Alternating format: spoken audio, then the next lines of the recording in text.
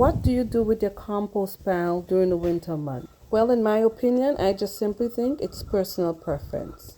Now, do you cover it or should you cover it? That's up to the individual. But I can only tell you what I do and how I deal with my compost during the winter months.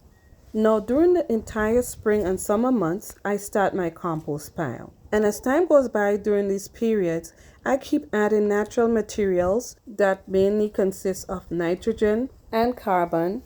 And should I mention my chicken poop from my chicken coop? Well, let's just say it's loaded with nitrogen. Now, I allow all of this material to break down over the months, where I use the hot composting method by layering the materials with a bit of moisture, which allows it to then heat up and start breaking down. At this time, the earthworms and the microorganisms are in there doing their part too. I then turn this material once every week to allow for air and the even distribution of the materials to continue to break down.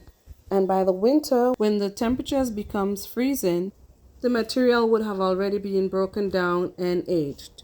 And so I allow it to just sit in nature uncovered, which then allows it to receive some moisture from the snow or rain. And as this material freezes and thaws over the winter months, it continues the breakdown process. So then when spring comes around and it's time to add this material to the garden bed, it will add that naturally occurring nutrients for soil building, which then feeds the plant once I start growing in it. If you've seen this video and you do composting, please let me know what you do during the winter months with your compost pile. Like I stated earlier, I think it's personal preference. So whether you cover it or not, you'll probably end up with similar results. So as for me, wintertime, I just let it be. Sometimes less is more. As always, thank you for watching and I'll see you on the next upload.